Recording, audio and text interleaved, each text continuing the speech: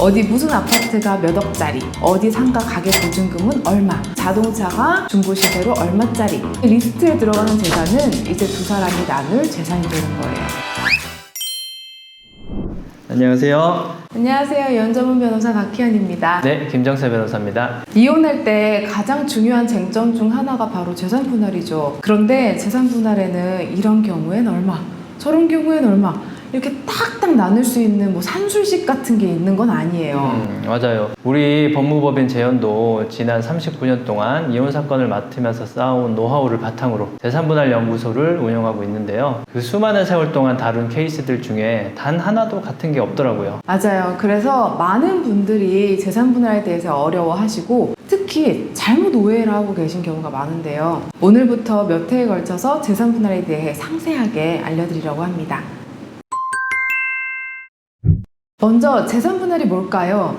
재산 분할은 혼인 기간 중에 함께 마련한 재산을 이혼을 하면서 각자의 기여도에 따라 나누는 걸 말해요. 종종 이걸 위자료랑 헷갈리는 분들이 계시는데요. 위자료는 이 결혼이 파탄에 이른 원인이 있고 그 잘못을 저지른 사람이 있잖아요. 피해를 받은 쪽에서 이 잘못을 저지른 사람한테 손해배상 개념처럼 청구를 하는 거예요. 그러니까 위자료랑 재산 분할은 완전히 다른 개념이 되겠죠. 간혹 상대방이 외도를 했다든지 유책사유가 있을 경우에 저 사람이 잘못해서 이혼하는 거니까 재산분할 당연히 안 해줘도 되는 거 아니냐 라고 하시는 분들이 계세요. 그런데 잘못한 건 잘못한 거고 재산분할은 재산분할입니다. 재산을 이룩하는데 기여를 하셨다면 당연히 그만큼 받으셔야 하거든요.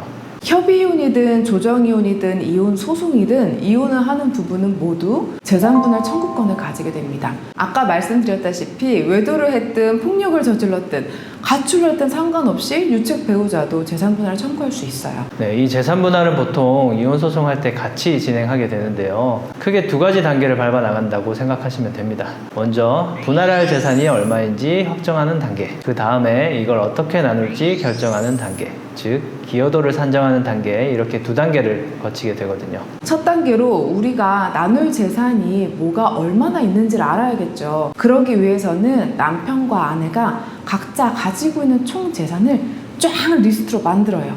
여기에 어떤 것들을 적어야 하냐면 은행 예금이나 적금, 뭐 갖고 있는 부동산, 자동차, 뭐 주식 이런 것들 있죠. 어디 무슨 아파트가 몇 억짜리, 어디 상가 가게 보증금은 얼마, 뭐 가지고 있는 자동차가 중고시세로 얼마짜리, 보험금은 얼마. 그러니까 이렇게 리스트에 들어가는 재산은 이제 두 사람이 나눌 재산이 되는 거예요.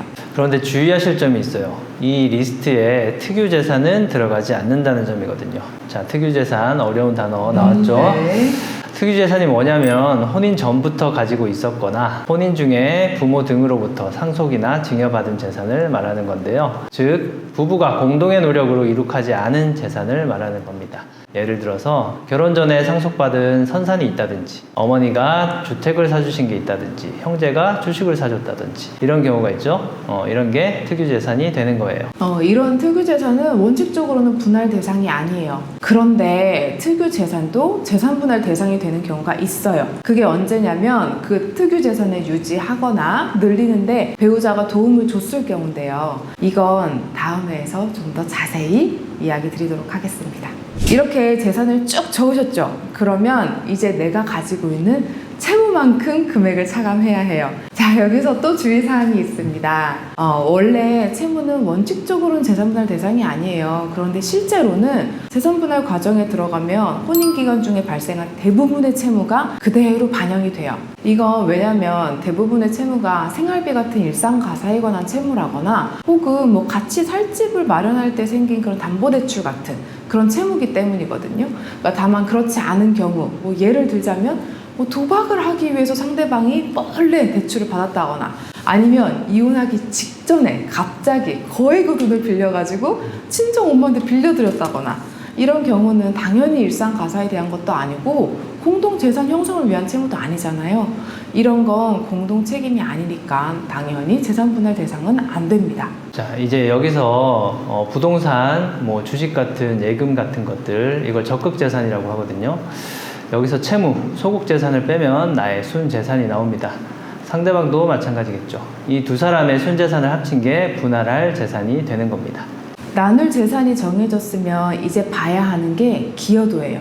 재산을 이만큼 모으는데 누가 얼마만큼 기여를 했느냐 하는 이 기여도에 따라서 각자 가져갈 수 있는 재산이 달라지거든요.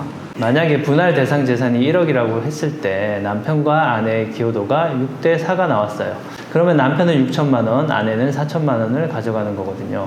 그래서 이 기여도를 놓고 정말 치열한 싸움이 벌어져요. 그래서 상담을 하다 보면 기여도가 몇 대 몇이 나오겠느냐 물어보시는 분들이 정말 많으세요. 네, 사실 워낙 재산분할 사건을 저희가 많이 해봤으니까 사건 내용을 들으면 그래도 한 몇 대 몇 정도 아닐까 하고 예상하는 예상치는 있어요. 그렇지만 이게 최종적인 기여도는 역시 재판 끝나봐야 아는 거죠. 그렇죠. 왜냐하면 이게 기여도를 결정하는 요소가 너무 많거든요. 혼인 기간은 몇 년인지, 어떤 식으로 재산 진출을 했는지, 또 부부가 각자 얼마 버는지, 가사 분담은 어떻게 하고, 아이는 몇인지, 그리고 이혼 후에 생활 능력은 어떻게 되는지. 이런 변수들이 있고 또 가장 중요한 변수는 재판부마다 생각이 달라요. 네, 똑같은 경우에도 재판부들이 다르게 생각하거든요. 그래서 정말 예측을 하기 어렵습니다. 네, 그렇게 치열한 줄다리기 끝에 기여도가 결정이 되면 이제 재산분할 액수가 최종적으로 정해지겠죠. 판결문에 피고는 원고에게 재산분할로 얼마를 지급하라 이런 식으로 딱 명시되어 나오면 이제 재산분할의 대장정은 마무리가 되는 겁니다. 오늘은 이렇게 재산분할 과정을 큰 흐름대로 짚어봤는데요. 이어지는 재산분할 시리즈에서 각 단계별로 좀 더 자세하게 짚어보려고 합니다. 만약 재산분할 관련해서 궁금한 점 있으시면 아래 이메일로 문의 보내주세요. 선정해서 답변 드리도록 하겠습니다. 오늘 이야기는 여기까지 하겠습니다. 구독, 좋아요 눌러주시고요. 다음 영상에서 찾아뵙겠습니다. 저는 이혼 전문 변호사 김정세였습니다. 네, 저는 박희연이었습니다. 감사합니다. 감사합니다.